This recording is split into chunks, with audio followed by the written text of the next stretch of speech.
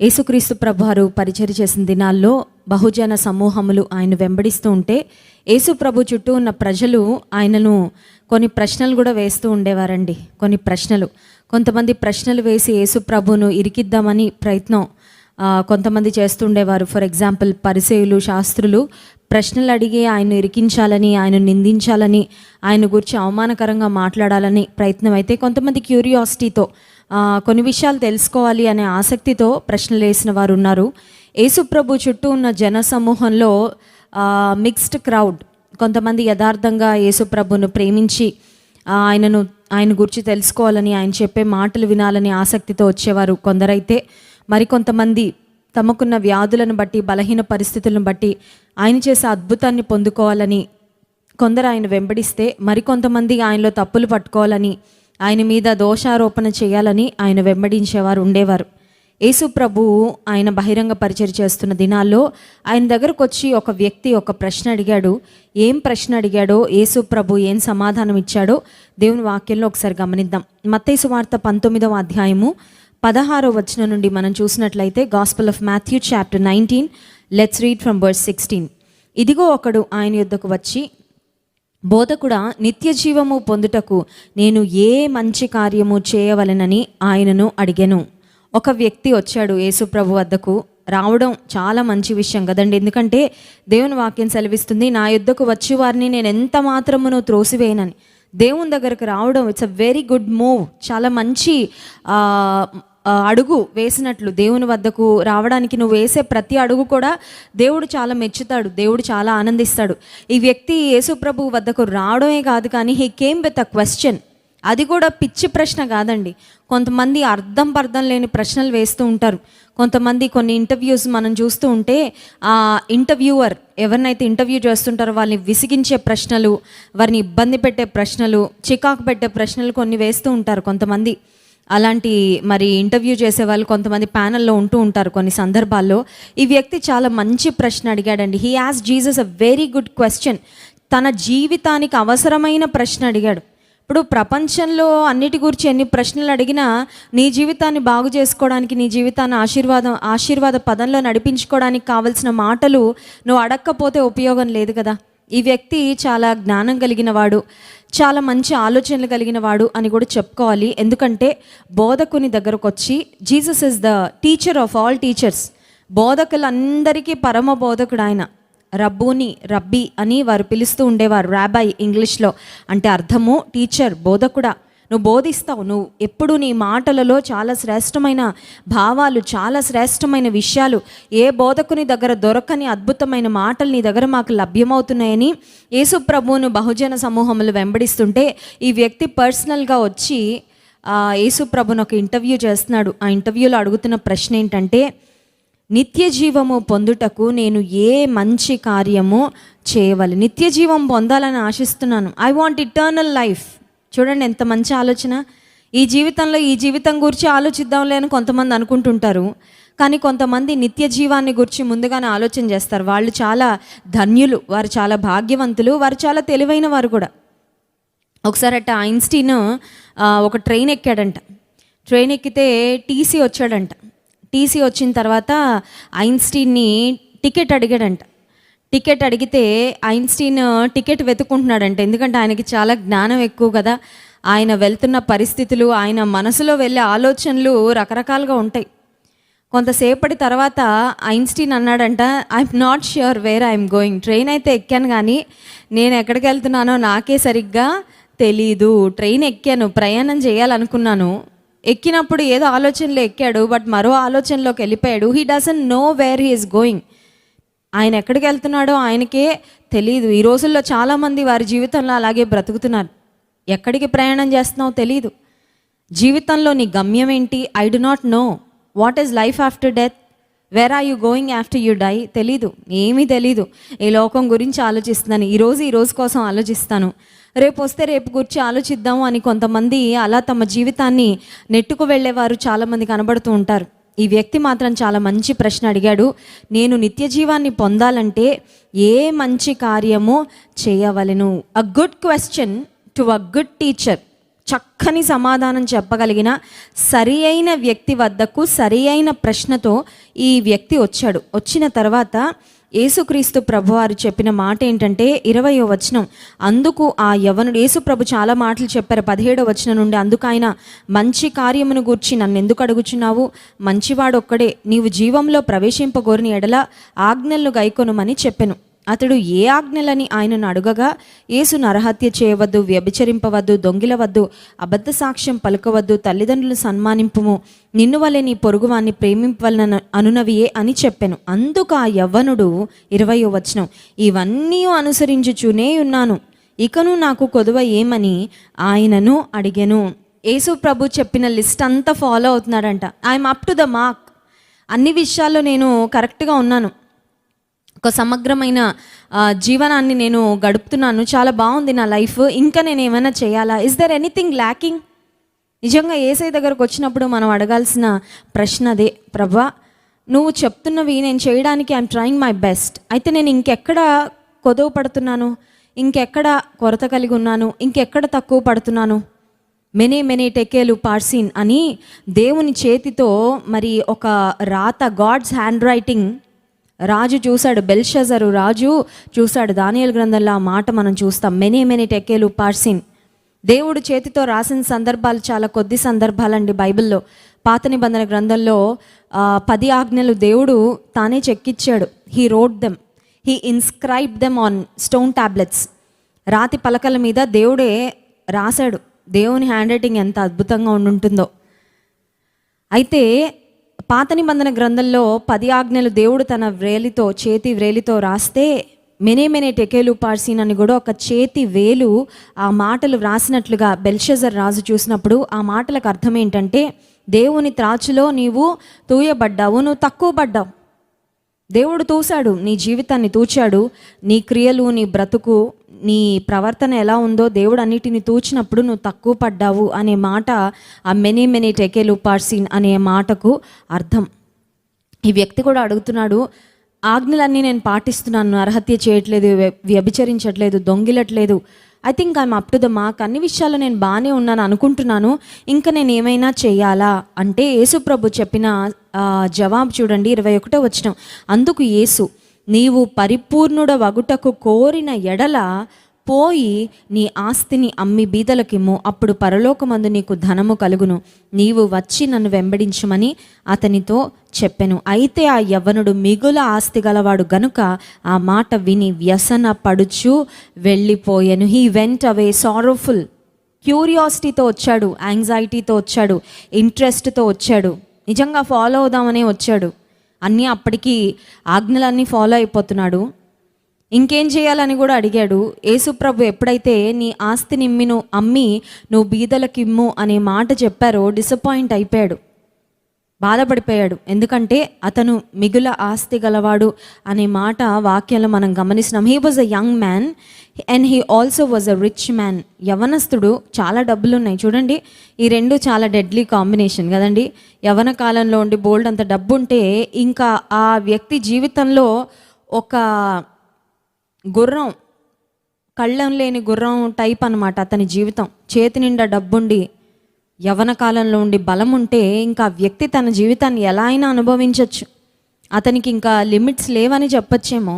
ఈ వ్యక్తి పరిపూర్ణత పొందుకోవాలని కోరుకొని వచ్చాడు.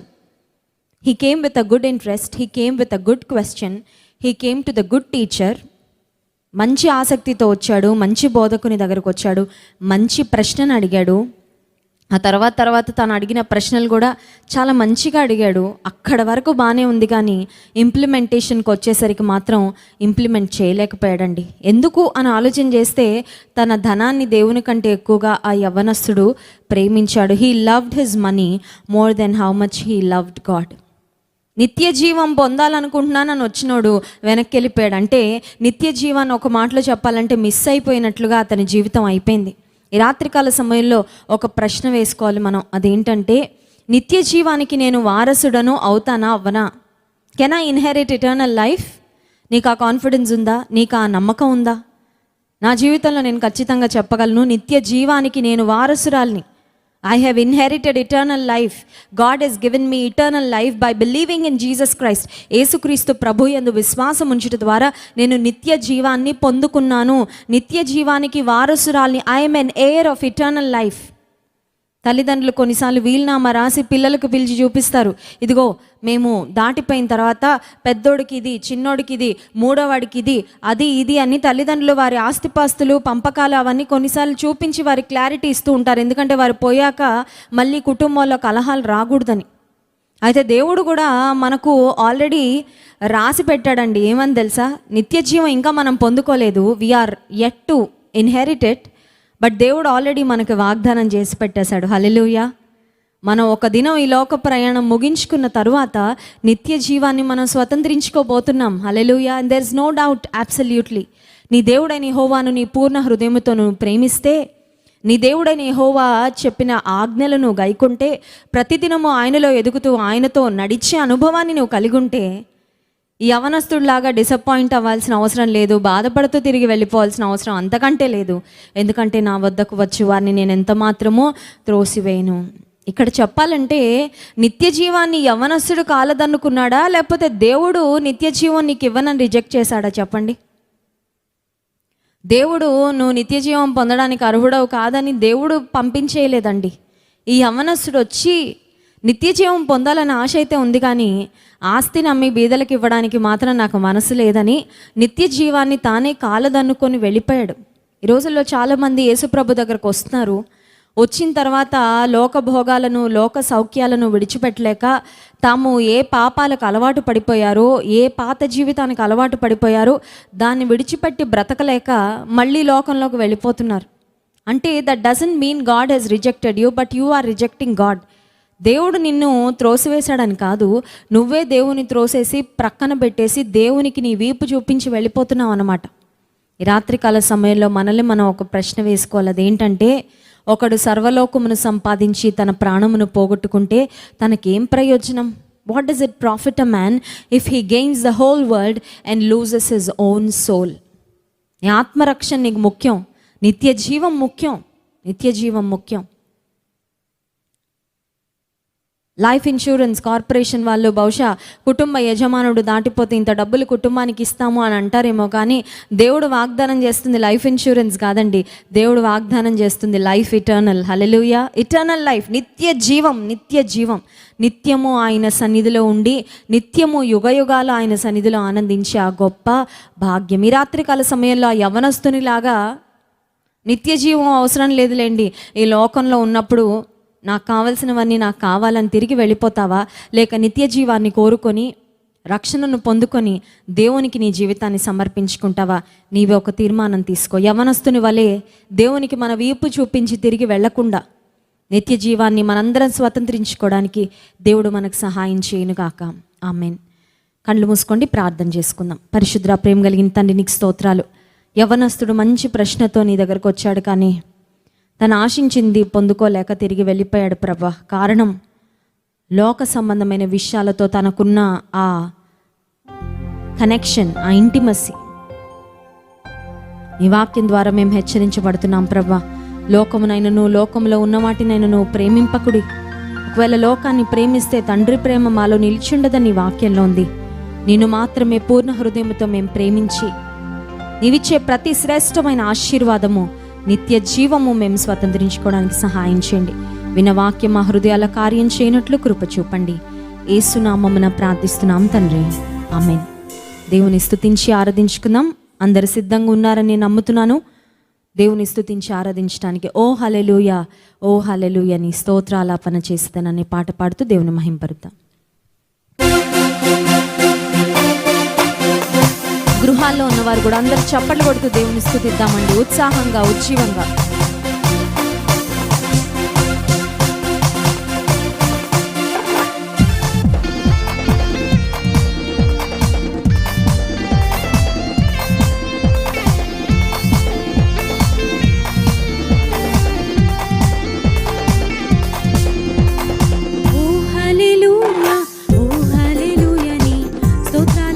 చేసేదన్. ఓ హల్లెలూయా, ఓ హల్లెలూయా నీ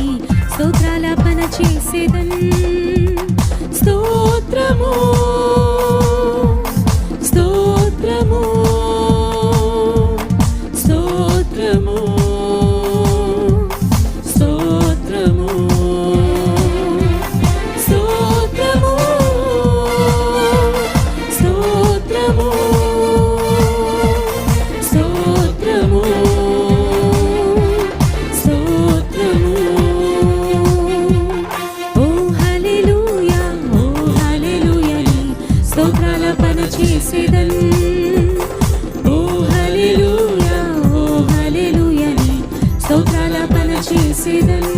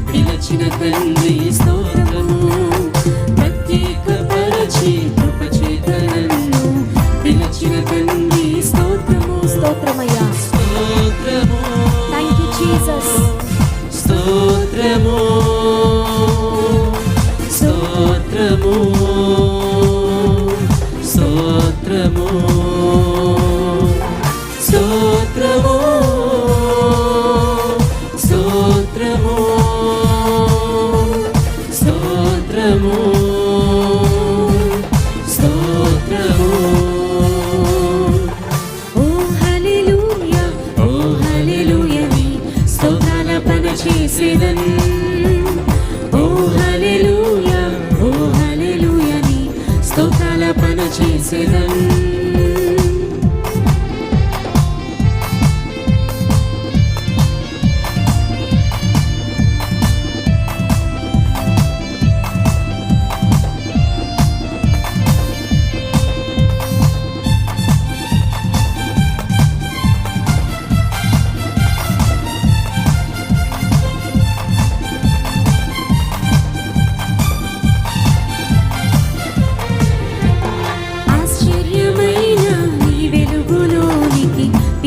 తండ్రి స్తోత్రము, ఏర్పరచబడిన పరిశుద్ధ జనముగా పిలచిన తండ్రి స్తోత్రము.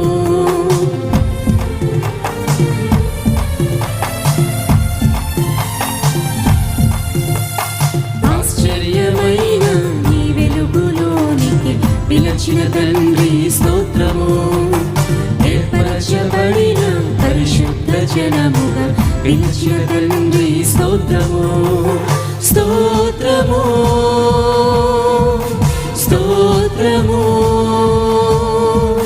స్తోత్రము స్తోత్రము. అందరం కలిసి ఆరాధిద్దాం. స్తోత్రము స్తోత్రము స్తోత్రము స్తోత్రము. ఓ హల్లెలూయా, ఓ హల్లెలూయా నీ స్తోత్రాలాపన చేసేదన్. ఓ హల్లెలూయా, ఓ హల్లెలూయా నీ స్తోత్రాలాపన చేసేదన్. స్తోత్రము స్తోత్రము స్తోత్రము స్తోత్రము స్తోత్రము స్తోత్రము స్తోత్రము స్తోత్రము. హల్లెలూయా. స్తుతి సింహాసనాసీనుడా, అత్యంత ప్రేమమయుడా, పరిశుద్ధుడా, పరిశుద్ధాత్ముడా అనే చక్కని ఆరాధన గీతాన్ని పాడుతూ దేవుని స్తుతించి ఆరాధిద్దాం. యెషయా భక్తుడు అత్యున్నతమైన సింహాసనం నందు ఆసీనుడై ఉండగా దేవుని చూశాడంటండి. గొప్ప దర్శనము. రాత్రికాల సమయంలో ఆత్మీయ నేత్రాలతో నీవు నేను కూడా చూడగలం. We can see Jesus seated on the throne, seated on the highest throne. అత్యున్నతమైన సింహాసనం నందు ఆసీనుడైన దేవుని హృదయపూర్వకంగా ఆరాధిద్దాం.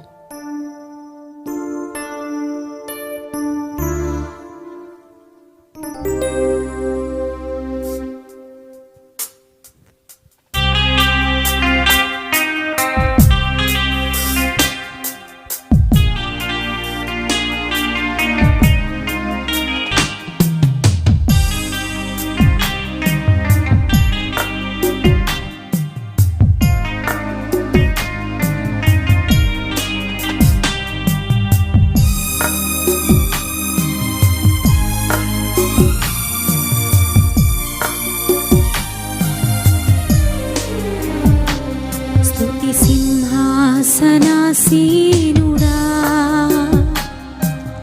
అత్యంత ప్రేమామయుడా, స్తుతి సింహాసనాసీనుడా,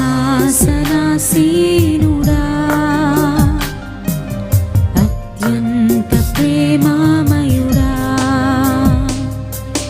పరిశుద్ధుడా, పరిశుద్ధాత్ముడా, పరిశుద్ధుడా, పరిశుద్ధాత్ముడా, ఆరాధనా నీకే,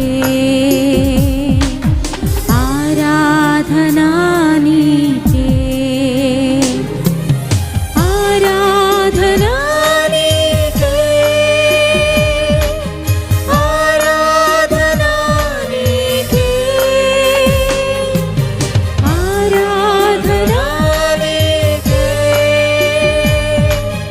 ఆరాధనా నీకే.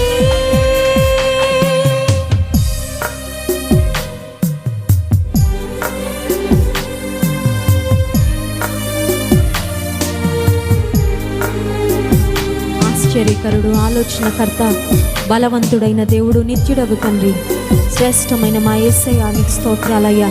మహిమ నీకే, ఘనత నీకే.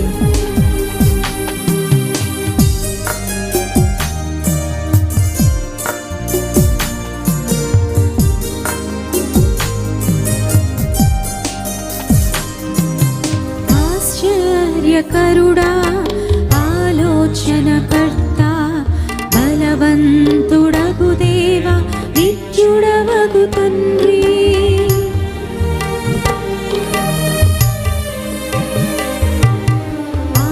ఆశ్చర్యకరుడా, ఆలోచనకర్త, బలవంతుడగు దేవా, నిత్యుడవగు తండ్రి, సమాధానకర్తవగు అధిపతి నీవే, ఆరాధనా నీకే, సమాధానకర్తవగు అధిపతి నీవే, ఆరాధనా నీకే, ఆరాధనా నీకే, ఆరాధనా నీకే, ఆరాధనా నీకే,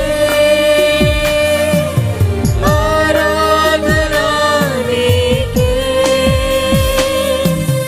ఆరాధనా నీకే,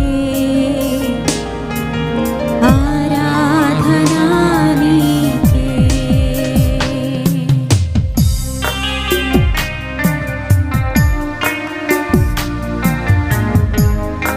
మా రక్షణకర్త, మారని దేవా, మాలో నివసించే మహిమా స్వరూపుడానికి స్తోత్రాలు.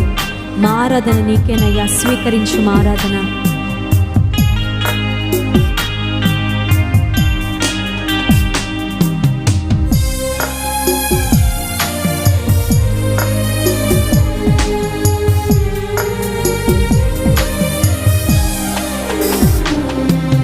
మా రక్షణకర్త, మారని మా దేవా, మాలో నవసించు మహిమా స్వరూపా,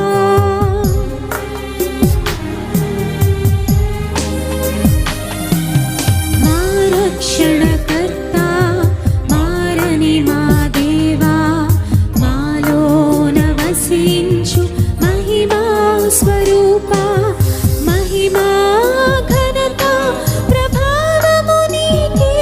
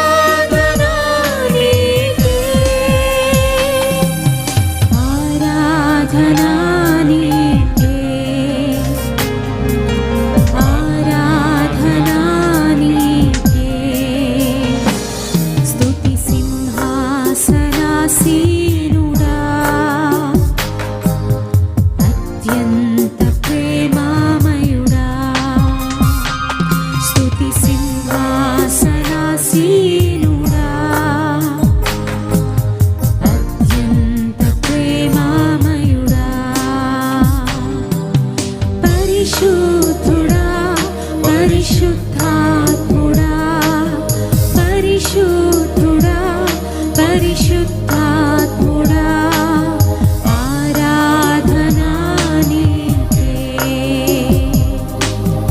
ఆరాధనా నీకే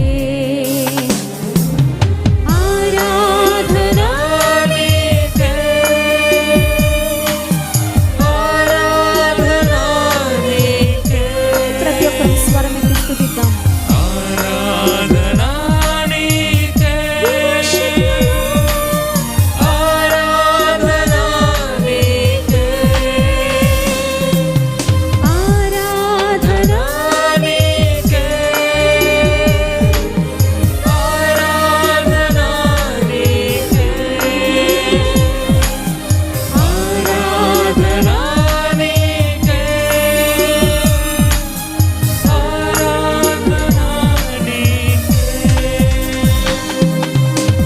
పరిశుద్ధుడా, పరిపూర్ణుడా, పరిశుద్ధాత్ముడా, మాతో నివసించే మా గొప్ప దేవానికి స్తోత్రాలు. రాత్రికాల సమయంలో మరొకసారి అత్యున్నతమైన సింహాసనమునందు ఆసీనుడవైన నిన్ను స్తుతించే భాగ్యము అయ్యా మాకిచ్చినందుకు స్తోత్రాలు ప్రభా. నిన్నెంతమంది పూర్ణ హృదయముతో తమ హృదయాలు తెరచి స్తుతించారో వారి స్థితిగతులను మార్చండి అయ్యా. నీ శక్తితో, నీ ప్రభావముతో, నీ బలముతో, నీ అభిషేకముతో వారిని నింపండి ప్రభా. నిరాశలో ఉన్న వారి మానసిక స్థితిని బాగు చేయండి. మరణ భయంతో ఉన్న వారి భయమును యేసు నామములో పటాపంచలు చేయండి. రక్షణ లేని వారు పాప బంధకాల చేత ఎంతమంది బంధించబడి ఉన్నారో ప్రతి పాపపు సంకెళ్ళు యేసు నామములో త్రెంచివేయబడినట్లు సహాయం చేయండి. మేమందరం నీ కొరకు సిద్ధపడాలి ప్రభా. ఏ నిత్య జీవాన్ని మీరు మాకు ఇవ్వడానికి లోకానికి వచ్చారో ఆ నిత్య జీవానికి ప్రతి ఒక్కరం వారసులం కావాలి ప్రభా. నీ కృప దయచేయండి. మీ దాసుడు బలమైన నీ సందేశమును మాకు అందించినై ఉండగా ప్రభా, తెరవబడిన ఆకాశమును మేము చూచినట్లు సహాయం చేయండి. పరిశుద్ధాత్మదేవ, బలమైన ఆత్మ కార్యములను జరిగించయ్యా. ప్రతి హృదయాన్ని తెరవండయ్యా. ప్రతి హృదయాన్ని తాకు ప్రభా. ప్రతి హృదయాన్ని నీ వాక్యపు అగ్నితో కాల్చండయ్యా. శుద్ధ సువర్ణం వలె నీ వాక్యాన్ని ప్రతి దినము వింటున్న మేము, వాక్యము చేత ఉదక స్నానం చేయబడుతున్న మేము శుద్ధి చేయబడినట్లుగా బంగారము వలె సువర్ణము వలె మెరిగినట్లు నీ కృప దయచేయండి. ఘనత మహిమ ప్రభావం మీకే చెల్లిస్తూ ఈ స్తుతి ఆరాధన ప్రార్థన యేసు నామమున మీకే సమర్పిస్తున్నాము తండ్రి. ఆమేన్.